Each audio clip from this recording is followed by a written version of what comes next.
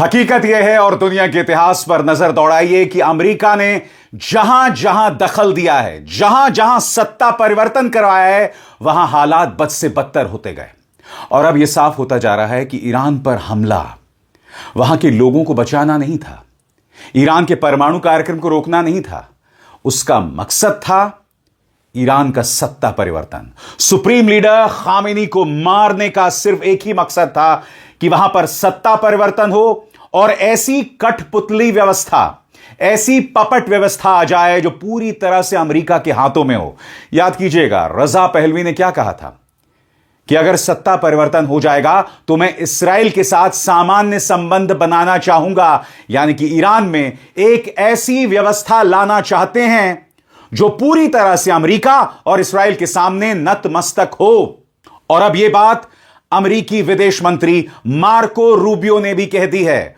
बकौल विदेश मंत्री मार्को रूबियो वो कह रहे हैं कि हमें एक ऐसी व्यवस्था चाहिए, हमें सत्ता परिवर्तन चाहिए जहां कोई शिया अतिवादी व्यवस्था ना हो, शिया एक्सट्रीमिस्ट व्यवस्था ना हो, एक ऐसी व्यवस्था जो हमारे कहने पर उठे, जो हमारे कहने पर बैठे। सुनिए क्या कह रहे हैं Marco Rubio.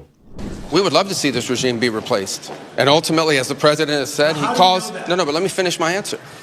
As the president has said, he would love for the people of Iran to use this as an opportunity to rise up and remove these leaders. They've been wanting to remove them from a long time. We've seen successive waves of protests, and we've seen them slaughter people. Okay? But the objective of this mission is to make sure they don't have these weapons that can threaten us and our allies in the region. That's why we're doing what we're doing now.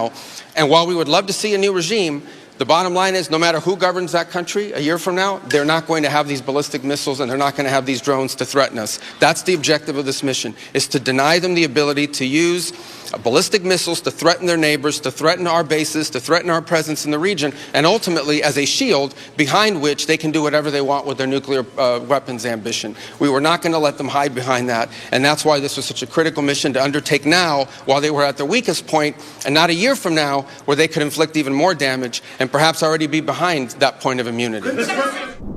सबसे बड़ी बात America की गुंडई, उसकी दबंगई, और दूसरी बात Trump और Netanyahu दोनों की सोच में जमीन आसमान का फर्क।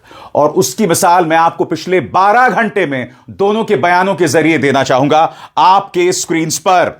ट्रंप और नेतन्याहू की सोच में बड़ा फर्क। ट्रंप ने कहा युद्ध लंबा चलेगा, नेतन्याहू ने कहा युद्ध जल्द खत्म होगा, क्विक यानी जल्द और निर्णायक होगा। ट्रंप एक बार पहले अपना बयान बदल चुके हैं। और सबसे बड़ी बात दोस्तों, जब एक युद्ध होता है तो युद्ध के कुछ नियम होते हैं, उसका अनुसरण करना पड़ता है। मगर अमेरिकी रक्षा मंत्री पीट हेग्सेथ कह रहे हैं कि ईरान के साथ जो युद्ध चल रहा है हम उसमें कुछ नहीं मानने वाले हैं। No rules of engagement. क्या यही वजह है कि ईरान के एक स्कूल पर हमला किया गया जहां 162 छोटी छोटी बच्चियां मारी गईं? यह भाषा तो गुंडों की होती है, यह भाषा तो दबंगों की होती है। मगर बड़ा प्रश्न, अमेरिका पर लगाम कौन लगाए?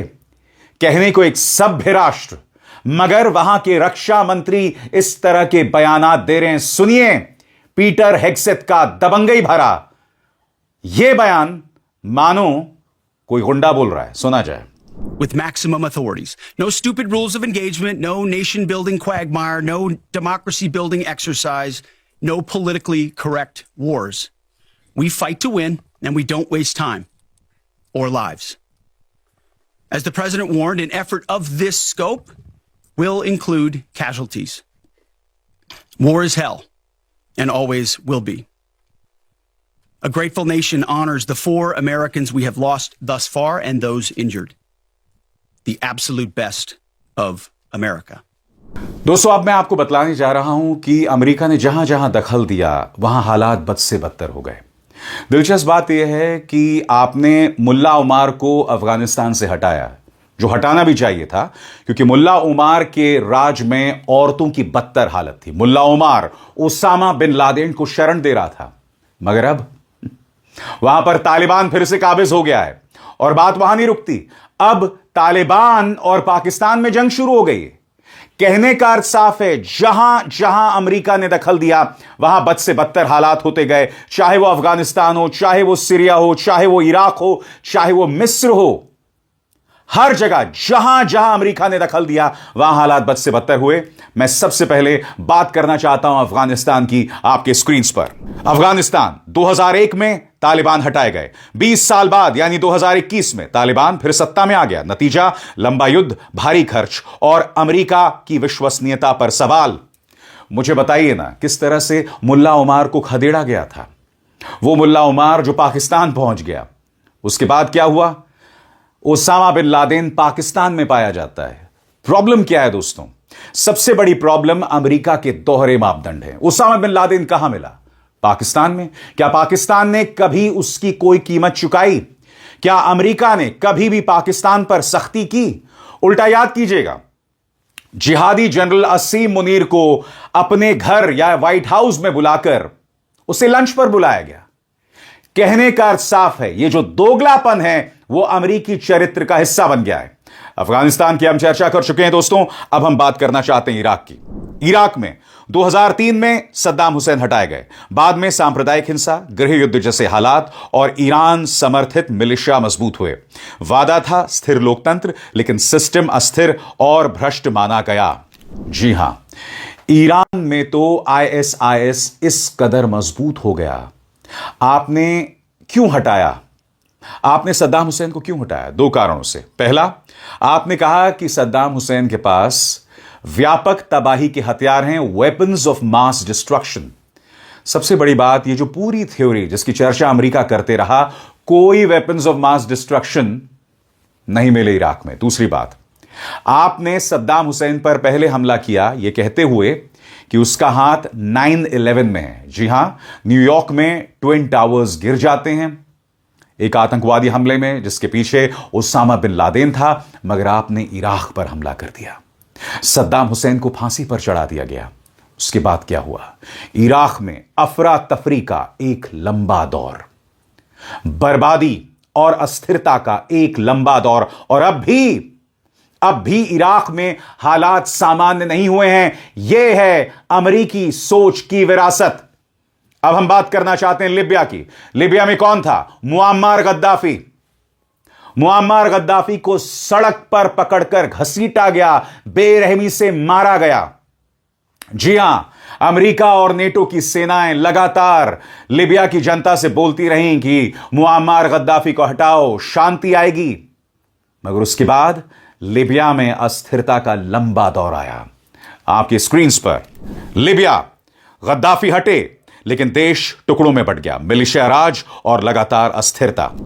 और बात सिर्फ लिबिया की नहीं है, अगर सीरिया की बात करें तो सीरिया में भी हालात बद से बदतर, यहां पर भी अमेरिकी दखल। गौर फरमाएं, असद को कमजोर करने की कोशिशें हुई, लंबा और विनाशकारी गृह युद्ध, शरणार्थी संकट, चरमपंथ बढ़ा, और यहीं पर अल बगदादी, ISIS का खूंखार आतंकवादी अल बगदादी, इसने सीरिया में ही अपनी जड़ें बनाई। क्यों? क्योंकि सीरिया में अमेरिकी दखल हो गया था।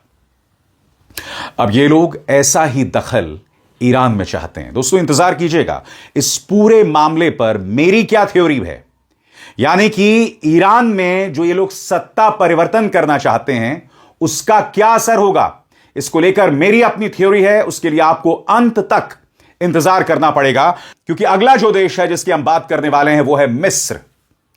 याद कीजिएगा दोस्तों, मिस्र वो जगह है जहां पर जैस्मिन रेवोल्यूशन हुआ था।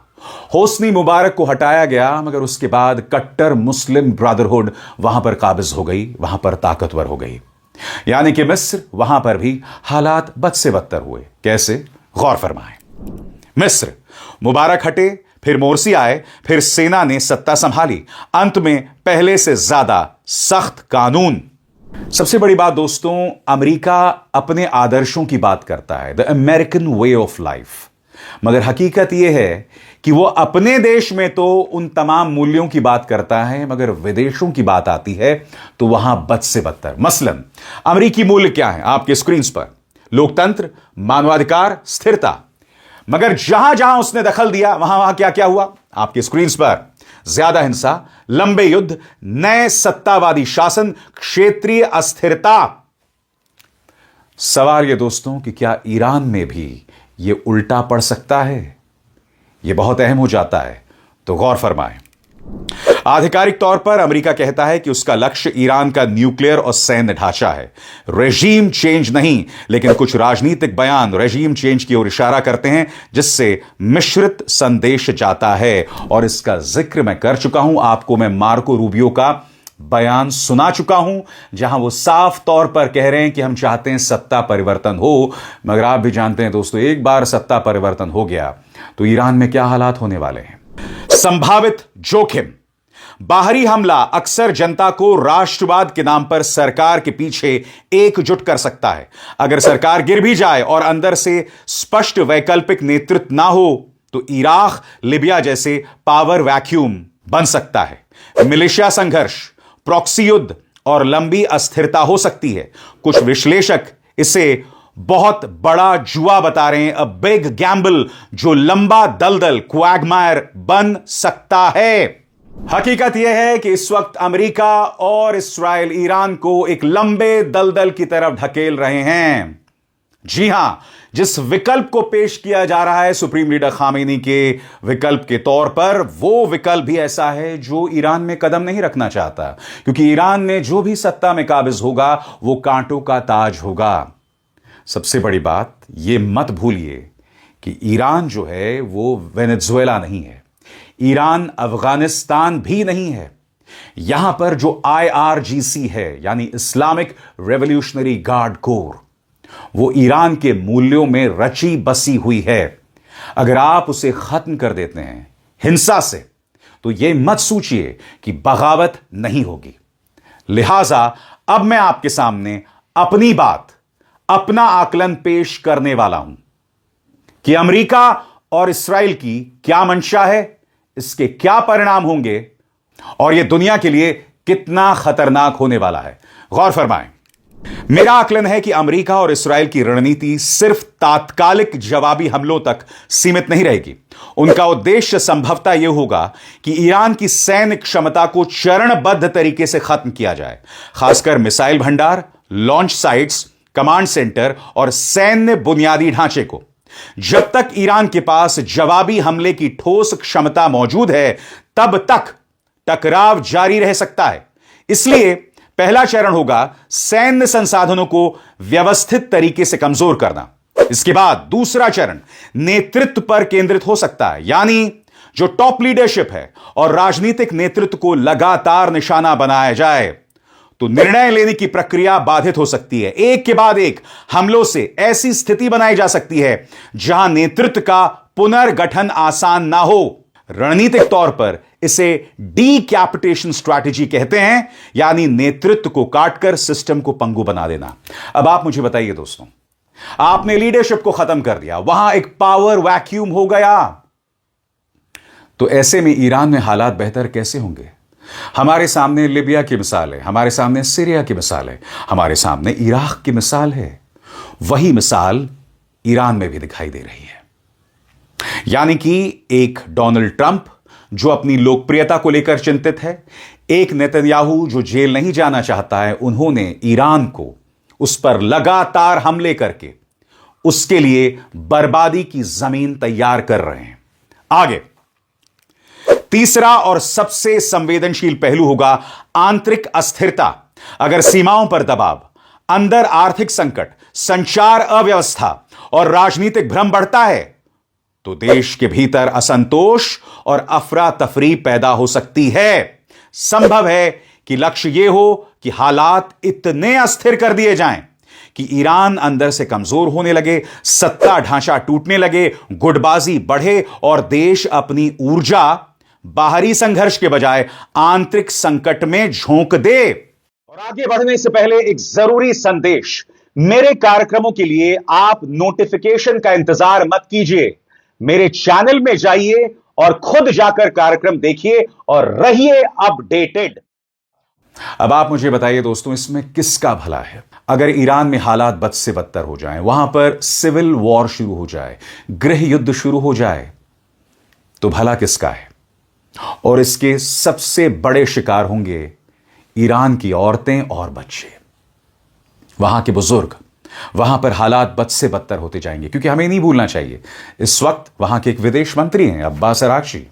जो जेनेवा जा रहे हैं, बातचीत कर रहे हैं, वार्ताकार हैं, आप वहां के पूरे लीडरशिप को खत्म कर देना चाहते हैं। सबसे बड़ी बात, अब्बास अरागची जेनेवा में थे इसलिए उनकी जान बच गई, वरना इनका मकसद था अब्बास अरागची जो कि ईरान का चेहरा है, दुनिया भर में वो ईरान की बात रखना चाहते हैं, उन्हें मारने का। खबर यह भी आ रही है कि पूर्व राष्ट्रपति अहमदी निजाद को भी मौत के घाट उतार दिया गया है। हालांकि अब तक इसकी स्वतंत्र पुष्टि नहीं हुई है। अब आप मुझे बताइए, अहमदी निजाद को मारने की क्या वजह थी? वो तो ईरानी सत्ता के बहुत करीब भी नहीं थे, फिर भी उन्हें मौत के घाट उतार दिया गया। अब्बास अरागची को मारना चाहते हैं, यानी कि सिर्फ सत्ता परिवर्तन नहीं, सत्ता परिवर्तन के साथ साथ ईरान के टॉप पर एक खालीपन हो जाए, एक वैक्यूम हो जाए, और एक बार वो वैक्यूम हो जाता है तो देश तबाही के रास्ते पर चला जाता है। लिहाजा गौर फरमाएं इस मुद्दे पर मेरा निष्कर्ष। अगर यह रणनीति सच में अपनाई जाती है तो यह सिर्फ सैन्य युद्ध नहीं रहेगा, बल्कि सिस्टम को अंदर से तोड़ने की कोशिश बन सकता है। लेकिन इतिहास यह भी दिखाता है कि बाहरी दबाव कई बार उल्टा असर करता है। जनता सरकार के पीछे एकजुट हो सकती है, इसलिए ऐसी रणनीति के परिणाम अनिश्चित और जोखिमपूर्ण होते रहेंगे। और आप देखिएगा दोस्तों, आने वाले दिनों में इस्राइल और अमेरिका ईरान के बेकसूर लोगों पर हमला करती है, क्योंकि यह वो व्यवस्था है, ये वो नेतन्याहू हैं जिन्होंने गजा के अंदर 70,000 बेकसूरों को मार दिया, जिनमें अधिकतर औरतें और बच्चे थीं। तो आपको क्या लगता है, ये लोग ईरान को बख्श देंगे? ईरान पर इस वक्त जो इस्राइल हमला कर रहा है, वहां के अस्पतालों पर कर रहा है। इसी मंच पर मैंने आपको बताया था, गांधी अस्पताल पर हमला किया, वहां के स्कूलों पर हमला हो रहा है। अब आप मुझे बताइए, जिस इस्राइल को यह पता था कि खामेनी किस कमरे में बैठे हुए हैं, क्या उस इस्राइल को यह नहीं पता कि स्कूल कहां है, अस्पताल कहां है? यह एक क्रूर सोच है, और वही क्रूअल सोच हमें अमेरिकी रक्षा मंत्री पीट हेग्सेथ के बयान में दिखाई दी, जहां उन्होंने कहा कि वॉर में कोई रूल्स ऑफ एंगेजमेंट नहीं होंगे, हम ताबड़तोड़ हमला करेंगे, लोगों को मारेंगे, उन्हें कोई परवाह नहीं है। और यह सोच अपने आप में निहायत ही खतरनाक है। मगर अफसोस की बात है दोस्तों कि ये दो दुनिया के सबसे बड़े दबंग हैं, इन पर कौन काबू पाएगा हम नहीं जानते हैं। रूस और चीन इस पर खामोश बने हुए हैं। वो इस युद्ध में सीधे तौर पर दखल नहीं देना चाहते जब तक उन पर नहीं बनाएगी। मगर हर गुजरते दिन के साथ ये दुनिया एक खतरनाक रास्ते पर चल पड़ी है और अपने बर्बादी की तरफ चल नहीं रही है, दौड़ रही है। अभिसार शर्मा को दीजिए इजाजत। नमस्कार।